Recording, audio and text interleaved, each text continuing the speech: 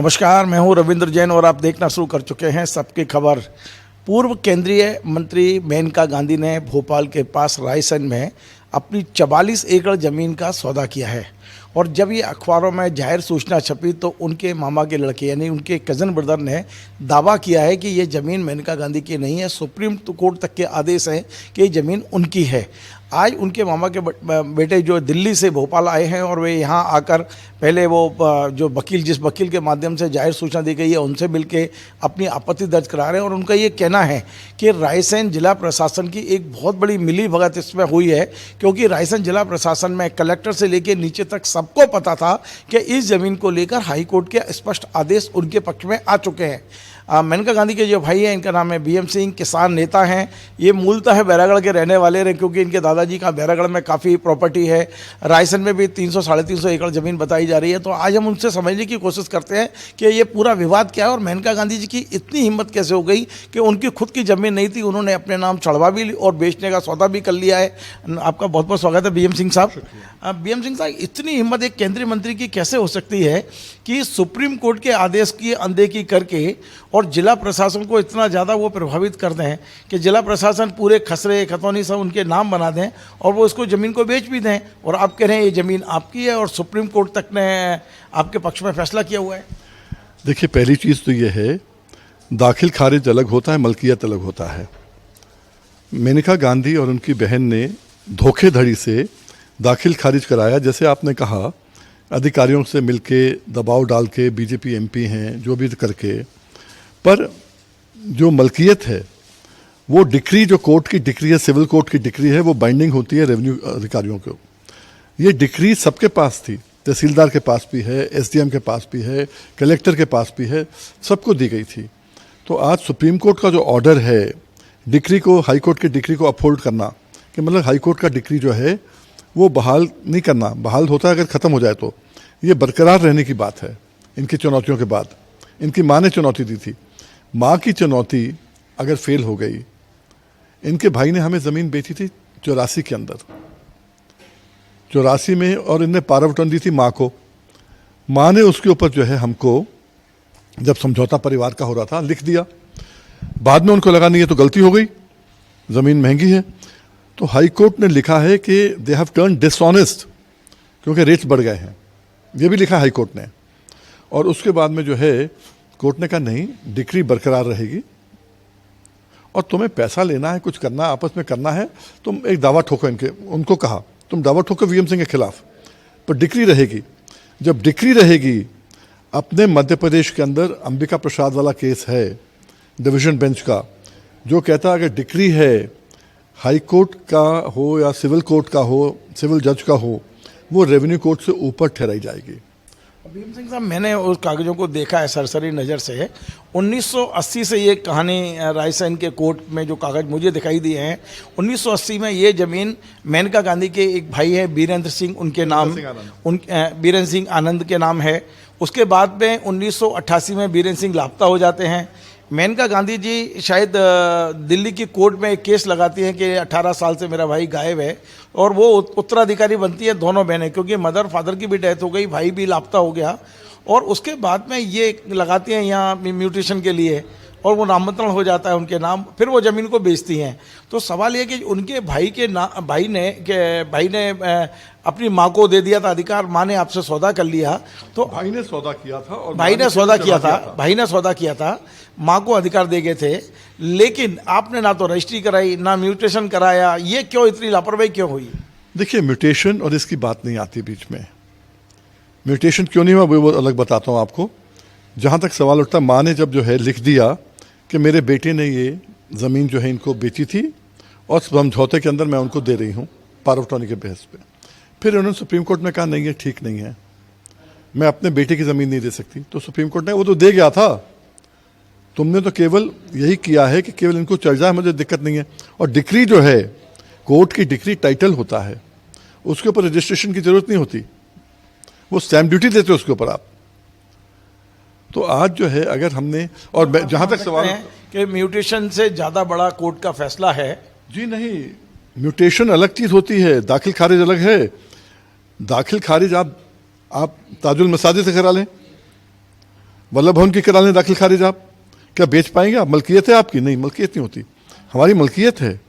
इसी कारण जो है इन्होंने जो किया है कि दिल्ली की कोर्ट से ले लिया कि हमारे भाई का जो है हम उसके क्लेमेंट हो गए, हम उसके वारिस हो गए। बिल्कुल वारिस आप ही हैं, और कौन है वारिस? पर जो उसका है उसके होंगे ना वारिस, जो उसका है ही नहीं वो अपने समय पर ही दे गया था, और उसकी माँ ने पावर ऑफ अटॉर्नी उसके होते हुए उन्होंने कोर्ट में लिखवा दिया, और 7 साल के अंदर, उसके जाने के 7 साल के अंदर अंदर है। आप फिर भी कह सकते हैं 7 साल के बाद हुआ है तो हो सकता है मर गया हो, नहीं मरा हो, आप लफड़ा क्रिएट कर सकते हैं। पर जहां सुप्रीम कोर्ट की मोहर आ गई, ठप्पा लग गया, फिर आपका क्या रोल है? सिंह साहब, सुप्रीम कोर्ट ने ये डिग्री कब की है और आप तब से क्यों बैठे रहे? क्यों नहीं आपने फिजिकल कब्जा लिया उस जगह पर? कब्जा मेरा ही तो है आज उस पर। आपका ही कब्जा है? मेरा ही कब्जा है। पीपल खिरिया गांव करके है, ये रायसेन तहसील का, रायसेन जिला तहसील रायसेन, गांव पीपल खिरिया, जो मुझे याद है। सैयदगंज एक तो साइड पे, वहाँ पीपल कुल खिरिया कितनी जमीन है, कितनी जमीन पे पोजीशन है, और जमीन पे अभी क्या हो रहा है? अभी 2 दिन पहले खबर आई थी कि वहाँ मेनका गांधी ने जिनको जमीन बेची उनके बुलडोजर पहुंच गए और वो काम शुरू कर दिया उन्होंने। देखिए, अब उसका तो मैं जवाब नहीं दे सकता कि आदमी फड़फड़ा के क्या करता है नहीं करता है। हकीकत यह है कि मैं भी एमएलए था जब चुनाव लड़ा था 2009 में, इनके बेटे के खिलाफ ही लड़ा था, जब उन्होंने कहा था हाथ पांव काट दूंगा मुसलमानों के। उस समय भी मैंने उसमें लिखा था कि 366 एकड़ ज़मीन हमारी है रायसेन के अंदर, पिपल खिरिया के अंदर 322 एक है, 44 एकड़ ये है, 366 ही है वो। तो बाकी जमीन पे आप काबिज हैं? आपका हमारे नौकर रहते हैं वहाँ पर, नौकर रहते हैं, नौकर बैरागढ़ में भी रहते हैं, वो जाके नौकर क्या उनको मालिक हम मानते हैं, कोई दिक्कत नहीं है। पुराने हैं ना, अब उसमें तभी तो मुझे सेम डे मालूम चला कि कैसे क्या हो रहा है।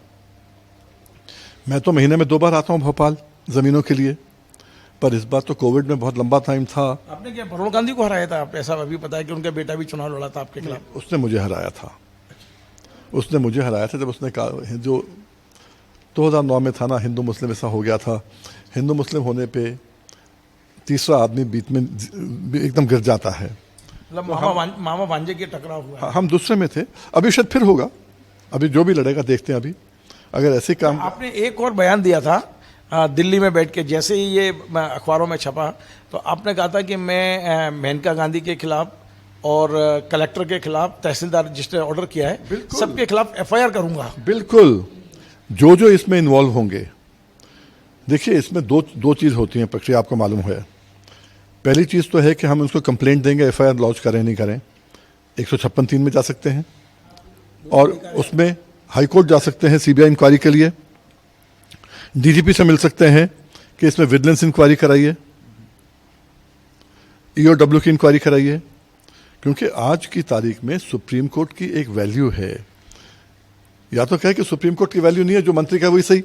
अब आपकी बात आती है, जो आपने कहा था कि म्यूटेशन क्यों नहीं कराई, म्यूटेशन पहले अप्लाई करी थी, इन लोगों ने कहा कि नहीं म्यूटेशन अभी होगी नहीं, क्योंकि जो मर्जर है, जो बैरागढ़ की ज़मीन का मर्जर था 2018 में ख़त्म हुआ था, बोले मर्जर के कारण दोनों मिक्स हैं, नहीं होगी, डिवीज़न वही था। ठीक है, हमने 18 में फिर अप्लाई कर दिया मर्जर के बाद। बैरागढ़ में भी, लाउखेड़ी गांव की भी, बेहटा गांव की भी, सैयदगंज की भी, पिपल खिरिया की भी, सैयदगंज में अब हमारे पास नहीं है ज़मीन, पिपल खिरिया की भी, वहाँ पर यह हो गया कि इन्होंने, तहसीलदार साहब ने स्पष्ट कहा कि साहब मैं क्या कर सकता हूँ, ऊपर से दबाव है बहुत। तो मैंने कहा ये सुप्रीम कोर्ट का है आदेश, तुम आदेश ले लो। पढ़ के सुनाया, ढंग से पढ़ के सुनाया। खड़े हैं एक वहाँ एसडीएम, उनके यहाँ पूरा सुनाया उस आदमी को, 3 घंटे बैठ के ऑर्डर पूरा सुनाया कि ये 44 एकड़ में वो कह रही हैं। आप ये कह रहे हैं कि मध्य प्रदेश में मेनका गांधी ने अपने राजनीतिक उसका उपयोग किया और वहाँ कलेक्टर एसपी आपकी बात सुनने को तैयार है? मैं बताना नहीं चाहता, पर बड़े क्लियरली बताया कि 3 मंत्री, 2 प्रदेश के मंत्री और 1 दिल्ली के मंत्री, आप आवाज़ सुनेंगे उनका मालूम है किसकी बात कर रहा हूँ, सबको मालूम है ये, उन्होंने दबाव डाला दोनों कलेक्टर के ऊपर, आपका म्यूटेशन ना हो, कि म्यूटेशन ना हो। हमने कहा म्यूटेशन की जल्दी होने होती है, तो बेचना, हमें बेचना ही नहीं है, पुश्तैनियाँ पड़ी रहे, बकरी की माँ कब तक खैर बनाएगी। पर यह नहीं मालूम था कि हेरा फेरी करके म्यूटेशन को ही बेचने का काम कर देंगे। मलकियत कहाँ है? अगर आपके भाई की अगर ज़मीन थी तो मलकियत दिखाओ ना पहले। मैं अपने दर्शकों को बता दूं कि ये एक कागज़ है जो मेनका गांधी जी ने नोटिस जारी किया, मतलब ये जो ज़मीन बेची है बिल्डर को, बिल्डर ने जो जाहिर सूचना छपवाई है उसका जवाब आज बीएम सिंह साहब तैयार करा के लाए हैं अपने वकील से। और अभी मेरे से बात करने के बाद वे सीधे उस वकील के पास जा रहे हैं जिन्होंने जाहिर सूचना जारी की है। ये सारे दस्तावेजों के साथ उनको सौंपेंगे।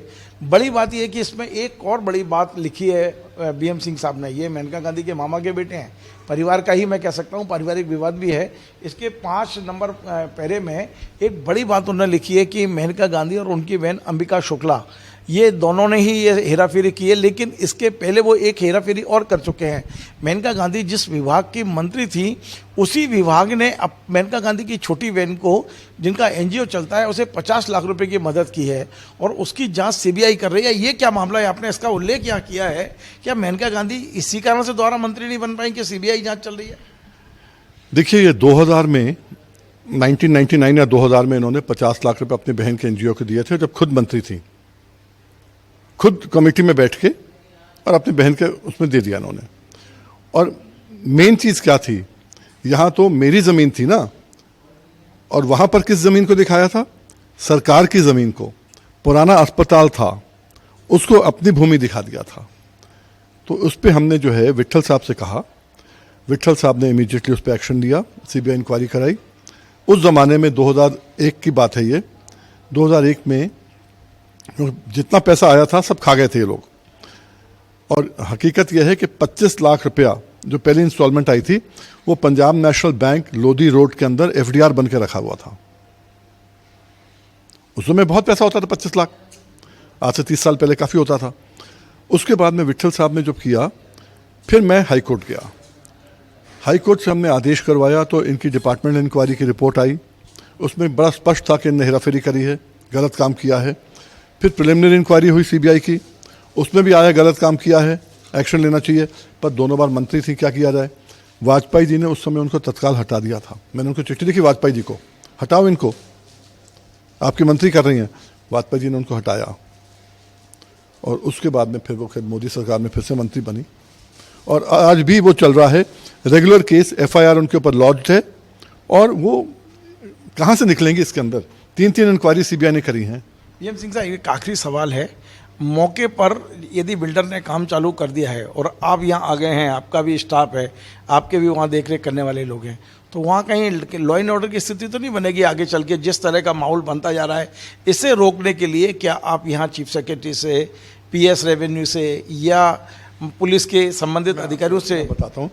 देखिए, उन्होंने कहा है, जो उनका सूचना आई है 11 तारीख में, उसमें कहा है कि 7 दिन में हमें बताएं, नहीं तो हम इसको खरीदेंगे।